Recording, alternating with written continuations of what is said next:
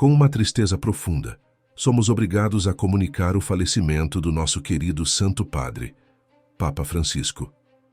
Enquanto alguns recebem a notícia com lágrimas nos olhos, outros parecem paralisados pelo medo, como se a sua morte fosse uma ponta do iceberg de uma revelação antiga, que há séculos permanecia escondida entre os arquivos secretos do Vaticano.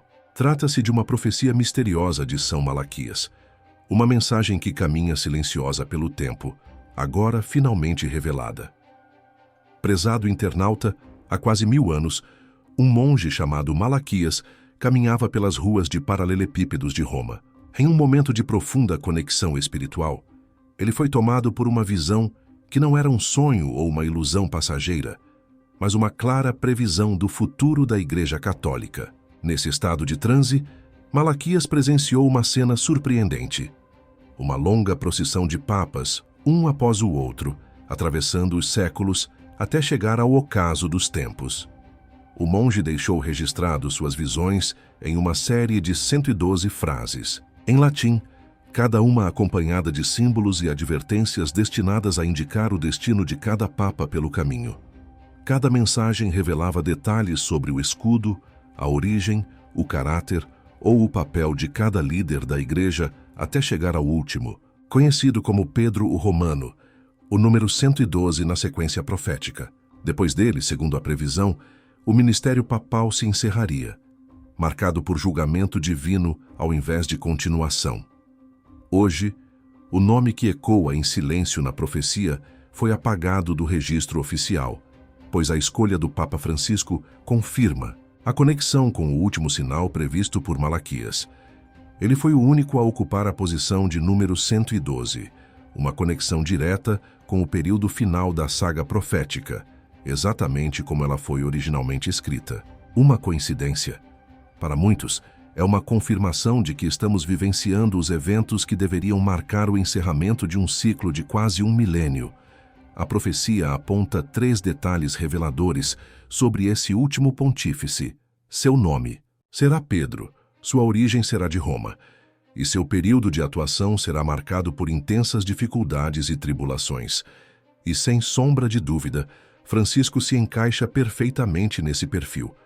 Desde o começo de seu pontificado, tudo aponta para uma conexão clara com as previsões antigas. Afinal, ele é o 112º Papa, exatamente como Malaquias descreveu, e tem raízes profundas na cidade eterna de Roma, de onde seus antepassados italianos migraram em busca de uma vida melhor na Argentina.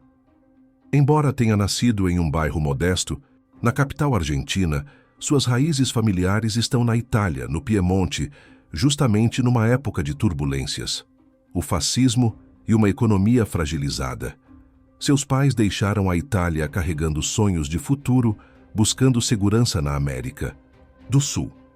Assim, apesar de ter nascido na Argentina, Francisco carrega no sangue e na alma a história de Roma, o coração espiritual do catolicismo. Seu verdadeiro nome de batismo foi Jorge Mário Bergoglio, e ao ser eleito Papa, tornou-se Francisco, um nome carregado de simbolismo.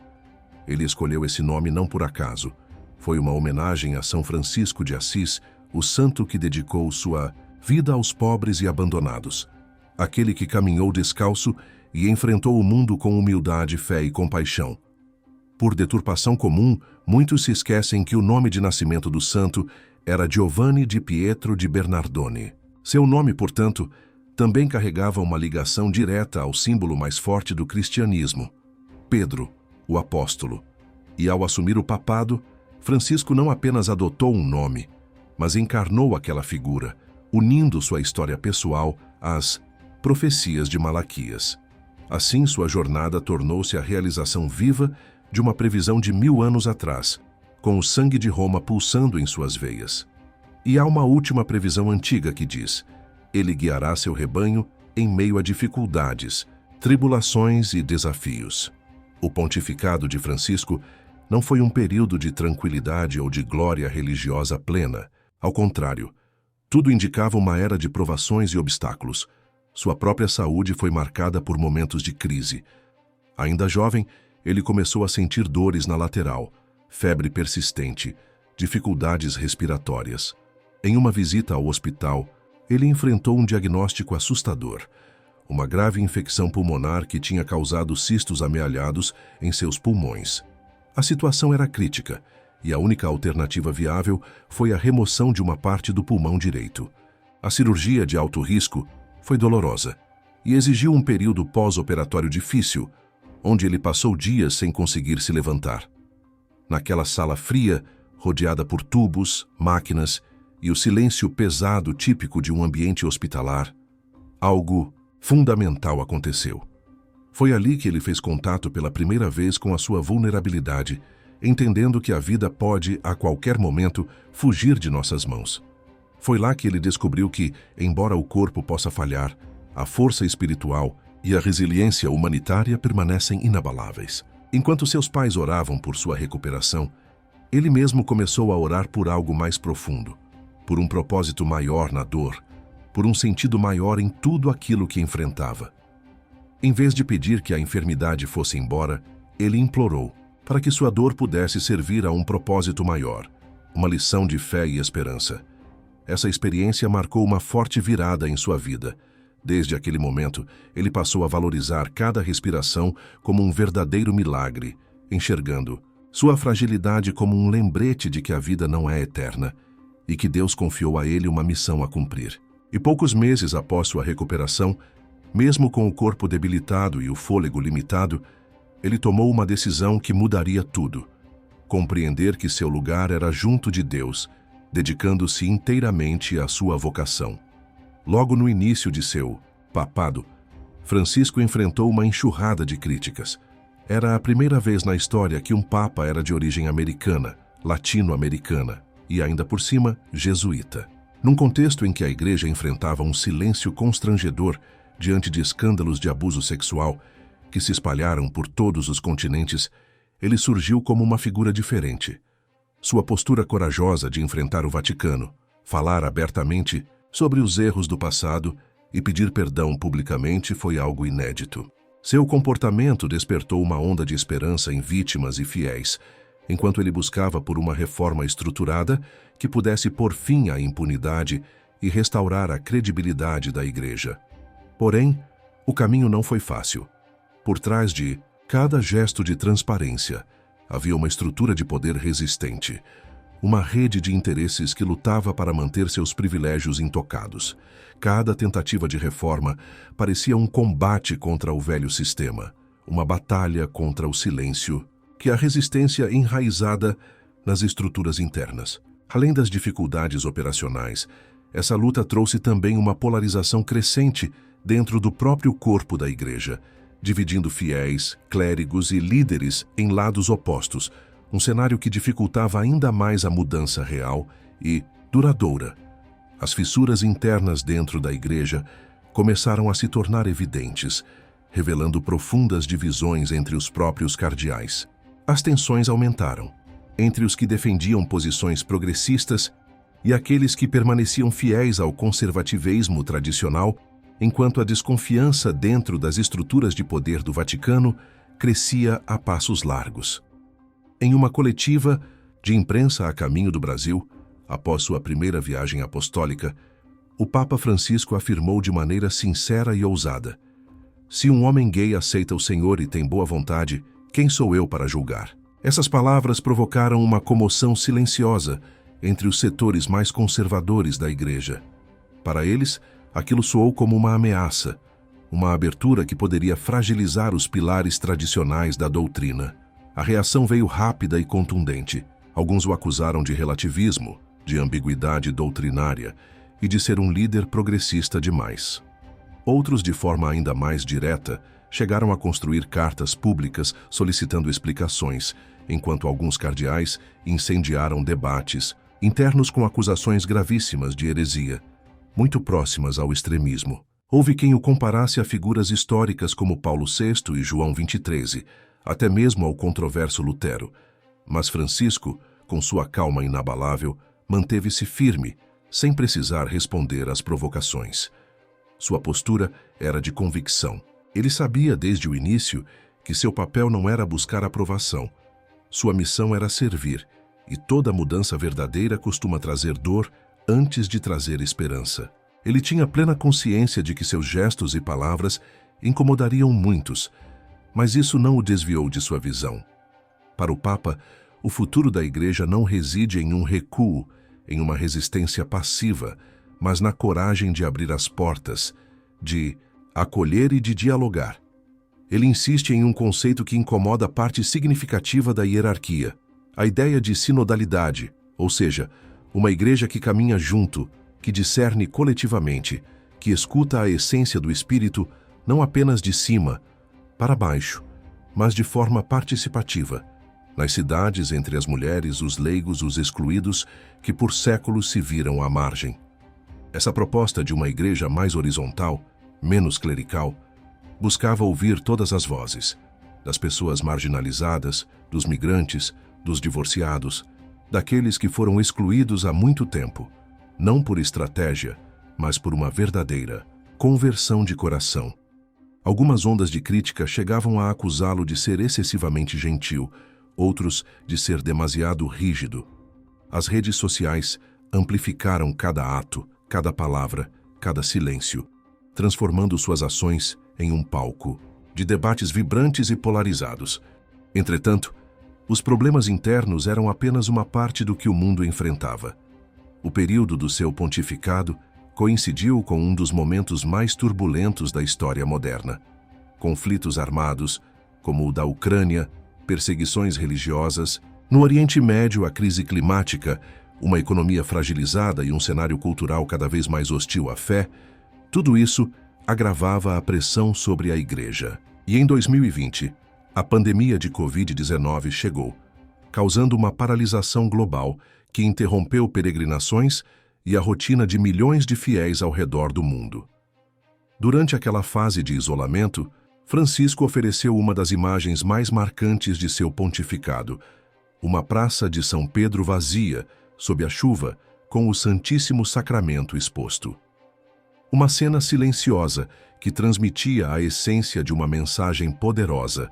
Mesmo na solidão, Deus nunca nos abandona. Em uma noite especialmente difícil, quando parecia que o próprio céu tinha se fechado para o mundo, o Papa ergueu a voz e declarou: "Não estamos sozinhos." Essas palavras ecoaram como um suave consolo para uma humanidade abalada por crises sem precedentes, mostrando que a fé pode resistir ao maior desamparo. Num gesto de coragem, ele decidiu viajar até o Iraque, uma nação devastada pelos conflitos e extremismos, onde poucos ousaram ir antes dele. Lá ele promoveu encontros históricos com líderes muçulmanos, cristãos e judeus, propondo uma convivência mais solidária, fortalecendo um respeito mútuo que melhora a esperança de paz. Sua visita marcou uma ruptura com o passado de tensão entre religiões. Na Al-Azhar, maior autoridade do islamismo sunita, ele se encontrou com o imã de alto escalão, rompendo com décadas de atrito e criando um passo decisivo rumo ao diálogo interreligioso. Juntos, assinaram um documento que ficou conhecido como o Fórmula da Fraternidade Humana, um compromisso real de respeito, justiça e paz entre as comunidades de fé, uma iniciativa que ecoou pelo mundo e trouxe esperança de reconciliação entre diferentes culturas e religiões. Além disso, o Papa reforçou suas ações com encontros históricos com líderes judeus, reafirmando a responsabilidade compartilhada na memória do Holocausto e demonstrando solidariedade às vítimas do antissemitismo. Ele visitou Auschwitz, onde suas lágrimas revelaram um compromisso profundo com a verdade e o reconhecimento das atrocidades cometidas. Sua postura de diálogo não ficou limitada ao judaísmo e ao islamismo. Também buscou consolidar pontes com ortodoxos, especialmente com o patriarca de Constantinopla e o patriarca de Moscou. Um marco especial foi o encontro em Cuba, com o patriarca Kirill, onde o abraço simbólico entre representantes de Roma e Moscou marcou o que muitos chamaram de um verdadeiro milagre ecumênico, a primeira aproximação tão significativa entre essas tradições em mais de 1000 anos. O papado de Francisco nunca foi um mar de calmaria. Ele foi marcado por desafios complexos e múltiplas colisões com os sistemas antigos. Desde os primeiros dias, ele percebeu que o século XXI trazia obstáculos tão profundos quanto os do passado, porém, com uma força que demandava uma liderança corajosa. Sua coragem, no meio da escuridão, foi fundamental. Ele promoveu uma verdadeira revolução na forma de liderar. Reformou, denunciou esquemas de abuso, acolheu marginalizados e desafiou os poderosos que se refugiam em privilégios ilícitos. Sua liderança, no entanto, não foi confortável. Ao contrário, foi marcada por resistência, controvérsia e um esforço constante para fazer o que é certo, mesmo sob críticas severas. Desde o início, seu estilo provocou reações adversas. Ele rejeitou ostentar a tradicional capa vermelha, símbolo de poder, e evitou morar no grandioso Palácio Apostólico, optando por viver na Casa Santa Marta, uma simples hospedaria. Não falou em latim, não utilizou roupas extravagantes e, acima de tudo, não tentou agradar aos que preferem manter o status quo.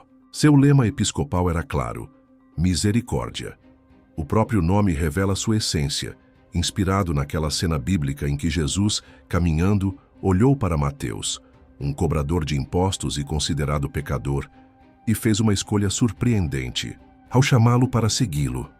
Para Francisco, a misericórdia não é sinal de fraqueza, mas a expressão mais poderosa do amor verdadeiro, uma força que transforma vidas.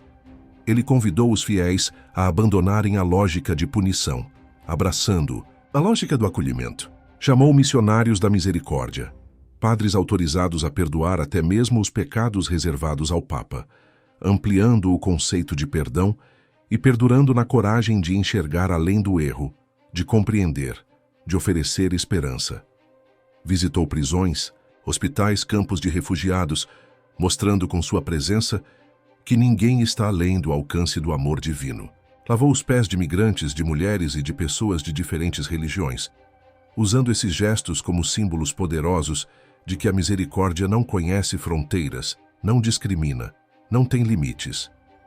Cada ação, cada palavra, cada silêncio carregava a mesma mensagem. A face de Cristo, a face misericordiosa, deve ser refletida pelo mundo. Assim como Malaquias previu, Pedro, o romano, alimentará seu rebanho entre muitas tribulações. E esse foi justamente o estilo do seu mandato. Sua missão foi marcada por coragem, diálogo e compaixão, mesmo enfrentando as maiores dificuldades. E agora, como também previsto na antiga profecia, o seu pontificado chega ao fim. Mas a mensagem final é de que uma era se fecha, aquela das 7 colinas. Afinal, Roma, a cidade eterna, que se assenta sobre 7 colinas, não é uma metáfora vazia. Como descrito no livro de Apocalipse, a cidade de Roma é simbolizada por essas 7 colinas, um mistério que ecoa na história, um símbolo de poder, de fé e de mistério, que conserva sua essência até hoje. Este momento final, tumultuado e dramático, revela que o fim de uma era está à vista.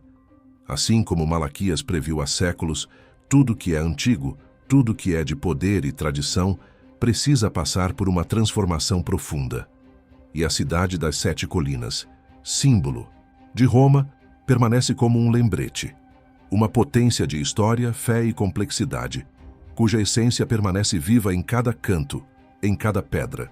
Ela representa tanto a sede do poder temporal quanto espiritual, e na sua trajetória se reflete toda a trajetória do próprio Papa Francisco, uma ponte entre o passado de glórias e o futuro incerto, mas cheio de esperança. A profecia, que é uma mensagem que atravessa os séculos, conclui com um aviso sombrio e poderoso. Sob a aparência de cidade forte e segura, virá o juiz terrível para julgar o povo. Essa frase curta carrega uma carga emocional e espiritual imensa, sinalizando que o período de transição e transformação não será fácil, que a hora do juízo final, no sentido espiritual, moral e social, é iminente. E tudo indica que esse momento de julgamento não se refere apenas a uma crise temporária, mas ao fim de uma era de injustiça e opressão, dando lugar a uma nova fase de renovação ou de queda. A narrativa apocalíptica relacionada a 7 colinas não é uma simples metáfora, mas uma chave para entendermos o que muitos chamam de fim dos tempos, uma crise global, uma mudança de paradigma. Assim como na descrição de Apocalipse, onde a mulher sentada sobre as 7 colinas simboliza poder e dominação, essa cidade, Roma, também carrega em si um peso de história, mistério e transformação profunda. É uma lembrança de que o que aconteceu ao longo de milênios ainda reverbera na atualidade e que a hora do julgamento pode estar mais próxima do que imaginamos. Portanto, essa última frase, poderosa e dramática, serve como um convite à reflexão. Estamos vivendo o encerramento de um ciclo, de uma era de poder, de tradições arraigadas que talvez tenham que ser renovadas ou questionadas. E assim como a profecia orientou por séculos, o futuro que nos aguarda exige coragem, discernimento e uma postura de esperança. Uma esperança que só se fortalece com a certeza de que as mudanças, por mais dolorosas que sejam, fazem parte de um plano maior, de uma ordem divina que rege o tempo e o destino dos povos. A mesma Roma que Malaquias previu como destinada à destruição após o pontificado do último Papa, também é o palco onde tudo se concentra. Um lugar onde os acontecimentos de julgamento, purificação e, possivelmente, o colapso de uma era inteira podem se desenrolar de forma sutil, quase invisível ou de maneira dramática, como uma transformação radical. Segundo a profecia, Roma será destruída. Mas essa destruição não precisa necessariamente envolver fogo ou armas. Ela pode ser mais silenciosa, mais espiritual. Afinal, a própria profecia não fala explicitamente de uma destruição física, mas termina com um aviso: o juiz terrível julgará seu povo. Esse julgamento não será apenas uma condenação dos ímpios, mas também uma avaliação sobre a verdadeira fé, uma espécie de crivo que imporá conta de todos, crentes e descrentes, leais e hipócritas. A profecia de São Malaquias não é uma simples previsão do final dos tempos. Ela é uma advertência concreta, um alerta que, apesar de alguns tentarem relegá-la ao mito ou à lenda, vem se confirmando de forma tão precisa que até os mais céticos foram obrigados a silenciar diante de sua evidência. Os primeiros sinais históricos que parecem alinhados com essa profecia começaram com o Papa Celestino II, eleito em 1143. A própria descrição na previsão o chamou de ex Castro Tiberis, uma referência exata a Guido de Castello, que nasceu às margens do rio Tibre e exerceu seu papel como cardeal em uma igreja próxima ao castelo de Santo Ângelo. Essa precisão geográfica não deixa dúvidas. Trata-se de uma interpretação literal e concreta, não simbólica. Séculos depois, na Era Moderna, a previsão continuou a se cumprir com detalhes surpreendentes. João Paulo I, eleito em 1978, foi chamado de Mediate Lunae, referente à meia-lua, pois foi eleito na noite de uma lua cheia e morreu misteriosamente 33 dias depois, deixando muitos especulando sobre sua morte repentina. Até hoje, esse episódio envolve teóricos que veem ali uma conexão com a simbologia lunar. Depois veio João Paulo II, cujo nome na profecia era o do trabalho do Sol, ou seja, Filius Solis. Nascido em 1920, justamente em um dia de eclipse solar, sua trajetória foi marcada por uma luz constante. Ele percorreu o mundo mais do que qualquer outro papa na história, pregando a mensagem de esperança, resistência e fé. Foi um verdadeiro símbolo de luz em movimento. O seu sucessor, Bento XVI, cujo nome na previsão foi Gloria Olivae, a glória da oliveira, possivelmente faz referência à Ordem dos Beneditinos, conhecidos por seu símbolo de oliveira, ou talvez ao seu estilo sóbrio e pacificador. O nome Bento também parece alinhado à previsão, sugerindo uma conexão simbólica. Um trecho de um código antigo que parecia preditivo. Não são coincidências isoladas. Cada um desses papas, desde os nomes até seus detalhes biográficos e suas missões, parece refletir fielmente as frases de Malaquias, como se cada uma fosse uma peça de um quebra-cabeça que vai se encaixando ao longo dos séculos. Mas, desde a sua concepção, parecia que toda essa lista poética se transformava em um verdadeiro arquivo de profecias. E o que essas imagens sugerem é que o último Papa não seria apenas um líder religioso comum, mas o último guardião da Igreja antes do juízo final. Entretanto, a morte do Papa Francisco não apenas encerrou esse capítulo. Ela abriu uma fissura de incerteza que se espalha pelo mundo como uma sombra silenciosa, como um presságio latente no ar. Se Francisco foi, de fato, o último Papa descrito na previsão, então a pergunta que paira no ar é: quem será o próximo? E mais inquietante ainda, será ele um legítimo sucessor ou um impostor? Para muitos estudiosos das profecias, a resposta é clara. O próximo a ocupar o trono de Pedro não será um pastor fiel, mas um lobo disfarçado de cordeiro, como descreve o Apocalipse. Uma figura que surgirá com a aparência de piedade, mas com intenções de traição. Uma figura que, segundo as visões, terá 2 chifres semelhantes aos de um cordeiro, porém falará como um dragão, como uma força de engano que atrairá e enganará muitas pessoas. Essas palavras inquietantes de Apocalipse 13 ecoam como um aviso de que o próximo líder poderá ser uma pegadonha, uma falsa esperança, alguém que parecerá um anjo de luz, mas, na verdade, trará escuridão. As perguntas se acumulam. Se Francisco foi o último Papa profetizado, então quem será o próximo? E qual será sua verdadeira face? Será ele uma decepção ainda maior, um precursor do que é descrito como o anticristo na tradição bíblica? Essas questões inquietam não apenas teólogos ou estudiosos de profecias, mas todos aqueles que observam atentamente o cenário global, procurando sinais de que estamos na alvorada de uma mudança profunda. Aprofundando-se nesses sinais, encontramos também advertências bíblicas de que tudo o que vivenciamos hoje não é uma coincidência. O apóstolo Paulo, na sua carta aos Tessalonicenses, alertou que antes do fim viria uma grande apostasia, uma queda generalizada na fé, e que até o homem da iniquidade seria revelado. Jesus, na passagem de Mateus 24, foi ainda mais direto. Ele falou de guerras, fomes, pestes, terremotos, que marcariam o começo das dores, e hoje esses sinais parecem se multiplicar ao nosso redor. Pandemias de escala global, desastres, naturais sem precedentes, tensões militares em várias regiões do mundo, uma onda de violência moral e espiritual que parece incontrolável. Essas tragédias que antes pareciam distantes, agora estão cada vez mais próximas, não por acaso.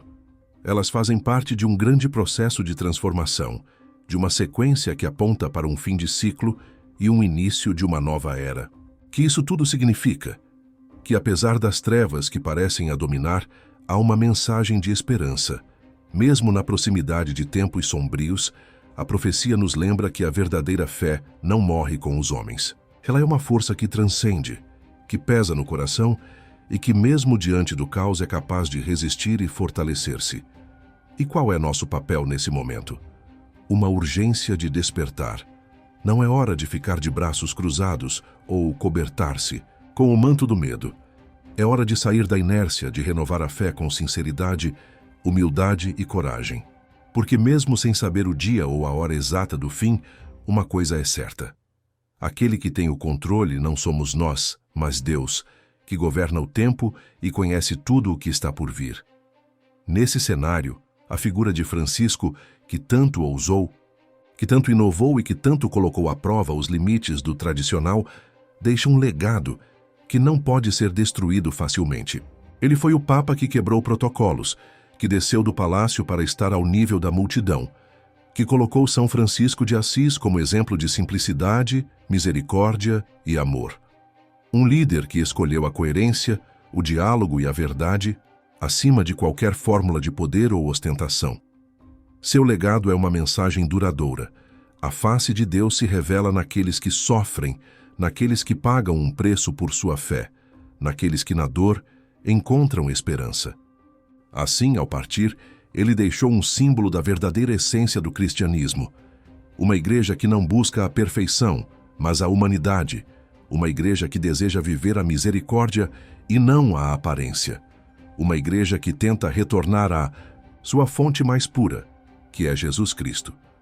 Hoje, depois de anos de desafios, de mudanças e de coragem, podemos afirmar que o maior legado de Francisco não foi uma reforma pontual, mas uma renovação estrutural na cultura do encontro, na compreensão de que o amor e a compaixão são o núcleo de toda a missão cristã. Sua presença física se vai, mas sua mensagem permanece viva.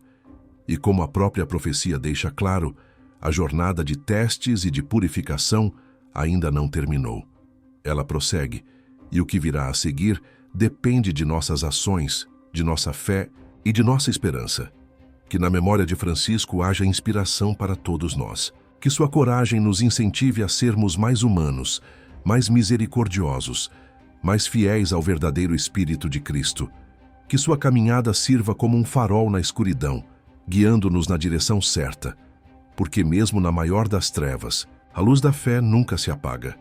Que sua alma encontre paz, afinal, ele tanto buscou esse descanso, e que o céu o acolha com braços abertos. Descansa em paz, querido Francisco. Sua missão foi cumprida, mas seu exemplo ecoará por toda a eternidade. Amém.